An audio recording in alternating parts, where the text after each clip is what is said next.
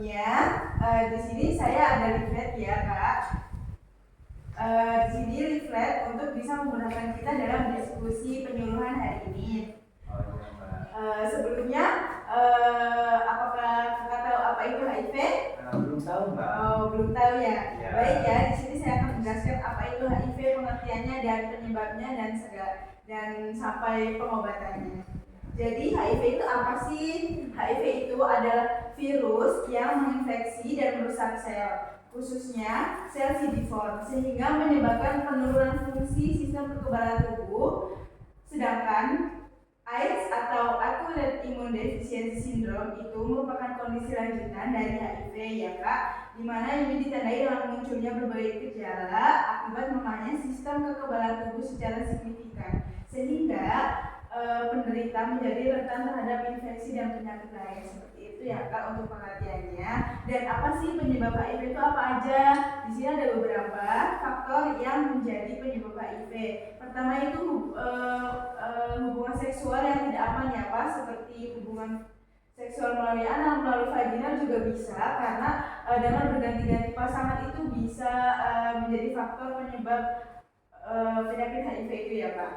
Ya Kak. Lalu di sini ada jenis pekerjaan juga kayak seperti PSK seperti itu ya Kak. Terus kontak langsung dengan darah yang terinfeksi HIV. Lalu di sini juga ada penggunaan jarum suntik yang tidak steril atau penggunaan jarum suntik secara bergantian seperti penggunaan nafsa itu ya Kak. Kan penggunaan nafsa itu kan menggunakan jarumnya itu kadang bergantian jadi tidak steril seperti itu. Terus ada yang ibu hamil penderita HIV itu bisa menularkan, jadi bisa penyebab HIV untuk bayinya. Jadi kalau anak ibunya itu HIV bisa menularkan ke anaknya? Iya, itu bisa jadi karena ini bisa menyebabkan bisa menularkan HIV kepada bayinya itu baik selama kehamilan, menyusui atau melahirkan. Seperti itu ya Kak. Ada yang ditanyakan lagi? Belum ada. Baik. Selanjutnya ini ada gejala HIV ya Kak. Di sini tuh gejala HIV ada 4. Ada stadium 4 ya. Yang stadium pertama itu tidak ada menunjukkan gejala yang khas.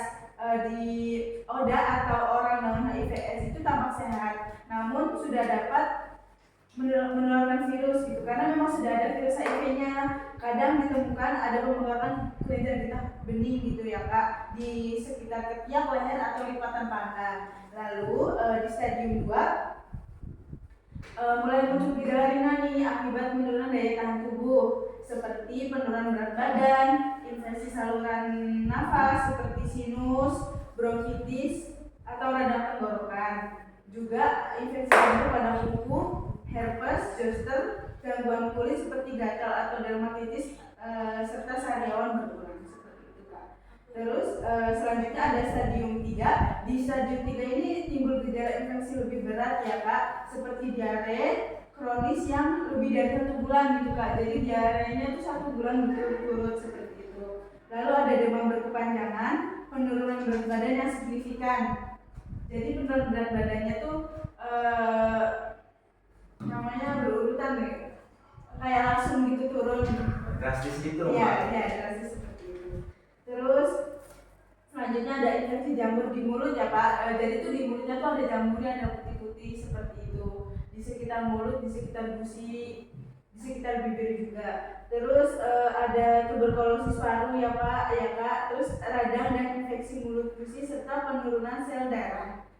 Lalu selanjutnya di stadium 4, di mana di sini merupakan fase akhir dari gejala infeksi oportunistik berat seperti ada pneumonia, ada penurunan berat badan juga, terus ada infeksi bakteri parah, radang otak, herpes simpel kronis, infeksi jamur di kerongkongan, dan kondisi fisik sangat lemah akibat sangat terbatas seperti itu.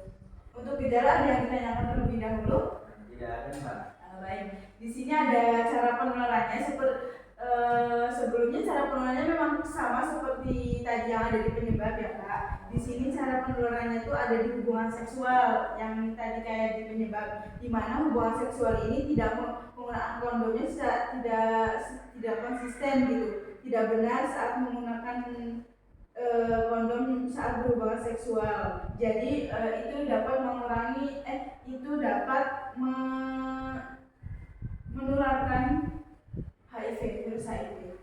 Lalu yang kedua ada penggunaan narkoba suntik seperti yang tadi disebutkan di penyebab, di mana di sini penularannya melalui kombinasi.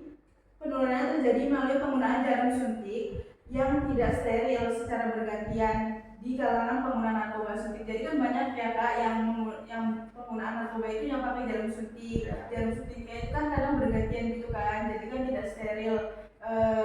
Dan itu pasti kan ada bercak darah, bekas darah dari pengguna sebelumnya seperti itu.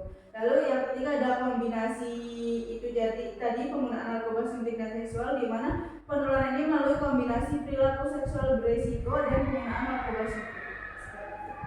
Lalu yang selanjutnya ada penularan perinatal, di mana yang tadi disebutkan bahwa penularan dari ibu hamil yang terinfeksi HIV ke bayinya tadi ya Pak.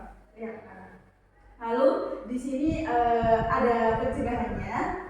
Sebelumnya kakak tahu apa pencegahan, apa saja sih pencegahan HIV itu? Belum tahu Pak. Belum tahu ya. Jadi di sini ada beberapa pencegahan terhadap HIV ya Kak. Yang pertama itu penggunaan kondom. Di sini penggunaan kondom secara konsisten dan benar saat berhubungan seksual dapat secara signifikan mengurangi risiko penularan HIV. Tapi juga penggunaan kondom itu tidak 100% bisa melindungi dari HIV tersebut ya Kak. Lalu yang kedua ada terapi antiretroviral atau ART ya Kak. Di mana bagi individu yang telah terinfeksi HIV ini, terapi antiretroviral membantu menekan jumlah virus dalam tubuh sehingga mengurangi kemungkinan penularan kepada orang lain. Yang ketiga ada pencegahannya, ada profilaksis prapajanan atau PrEP, di mana ini adalah obat yang dikonsumsi oleh individu yang belum terinfeksi HIV. Jadi tapi tetap memiliki risiko tinggi untuk mencegah infeksi HIV. Seperti itu. Lalu ada profilaksis prapajanan atau PrEP, di mana pengobatan darurat yang harus dimulai dalam waktu 72 jam setelah kemungkinan terpapar HIV untuk mencegah infeksi. Yang kelima ada pendidikan kesehatan pengujian. Ini meningkatkan kesadaran melalui pendidikan kesehatan agar masyarakat, agar individu lainnya bisa memahami penularan HIV seperti itu pencegahannya. Lalu ada pengurangan risiko narkoba yang menghindari penggunaan jarum suntik yang tidak steril. Jadi selain menjauhi narkoba juga itu memang membahayakan untuk bisanya penularan risiko HIV itu, karena jika mengonsumsi narkoba dan penggunaan jarum suntik itu memang bisa berisiko penularan HIV. Lalu selanjutnya ada pencegahan penularan dari ibu ke anak, yaitu tadi yang ibu hamil itu yang bisa menularkan ke anaknya itu bisa memberikan terapi antiretroviral kepada ibu hamil yang terinfeksi HIV dengan menerapkan praktik persalinan yang aman dan mencegah penularan HIV kepada bayi. Lalu yang 8 itu mengurangi stigma dan diskriminasi, di mana orang HIV sekarang kan banyak yang didiskriminasi karena dibilang kalau orang HIV ini bisa menularkan secara langsung gitu dengan kontak kulit, padahal tidak gitu. Jadi seperti itu pencegahannya. Apakah ada yang ditanyakan terlebih dahulu di pencegahan? Tidak ada Pak. Baik, selanjutnya ini ada cara pengobatan HIV/AIDS-nya ya Kak. Di mana cara pengobatan yang paling efektif saat ini itu melalui terapi antiretroviral tadi yang disebut di pencegahan atau ARV, di mana terapi ini bertujuan untuk menekan replikasi virus HIV dalam tubuh, menjaga sistem kekebalan tubuh dan mencegah perkembangan penyakit ke tahap AIDS gitu ya Kak. Jadi terapi ARV itu tidak menyembuhkan HIV. Jadi memang tidak menyembuhkan gitu ya Kak, tapi bisa memiliki beberapa tujuan yang utama. Yang pertama yaitu menurunkan jumlah virus, jadi mengurangi konsentrasi virus dalam tubuh, dalam tubuh, dalam darah hingga tingkatnya tidak terdeteksi. Yang selanjutnya ada meningkatkan jumlah sel CD4, di mana di sini bisa memperkuat sistem kekebalan tubuh dengan meningkatkan jumlah sel CD4. Selanjutnya adalah mencegah infeksi oportunistik, di mana mengurangi risiko infeksi yang biasanya menyerang saat imun lemah. Yang terakhir adalah meningkatkan kualitas hidup, di mana memungkinkan orang dalam HIV/AIDS menjalani hidup yang lebih sehat dan produktif. Seperti itu untuk materi dari saya sudah selesai. Apakah sebelumnya ada yang ditanyakan terlebih dahulu terkait HIV ini? Ada Mbak. Ya. Nah, tadi kan cara pencegahannya itu bisa menggunakan kondom. Iya. Nah, ketika kita berhubungan seksual dengan lawan jenis, tapi banyak gitu lawan jenisnya Mbak. Terus kita menggunakan kondom, apakah kita bisa terkena HIV? Itu karena kondom kan tidak melindungi 100% ya, bisa jadi ada mungkin kebocoran juga, apalagi kalau bocor kan pasti kan itu bisa ada masuknya virus. Misalkan orang partner seksual itu ada virus HIV lalu ternyata kondomnya bocor, itu kan pasti akan meningkatkan risiko penyakit HIV itu kan, penularannya seperti itu kan. Bisa dipahami? Bisa. Baik. Tidak ada yang ditanyakan lagi? Tidak ada Mbak. Baik, tidak ada ya. Sebelumnya ini kan sudah selesai materi yang saya sampaikan. Apakah tadi Masnya bisa menjelaskan apa itu HIV?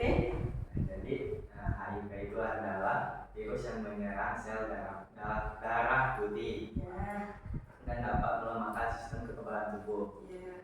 Apa sih penyebab HIV itu? Untuk penyebabnya itu bisa melalui hubungan seksual Mbak. Nah, terus bisa juga dari jarum suntik yang tidak steril, transfusi darah. Baik, bagus ya, ternyata masih bisa dipahami dengan baik dan bisa dimengerti dengan baik. Sudah sebelumnya ada yang mau didiskusikan lagi atau ditanyakan? Tidak ada Mbak. Baik, tidak ada ya. Kita akhiri diskusi dan penyuluhan hari ini. Semoga bermanfaat dan bisa dimengerti untuk deteksi dini HIV/AIDS dan bisa mencegah agar tidak terjadi HIV/AIDS di lingkungan sekitar. Baik, saya akhiri penyuluhan hari ini. Semoga bermanfaat. Assalamualaikum warahmatullahi wabarakatuh. Waalaikumsalam.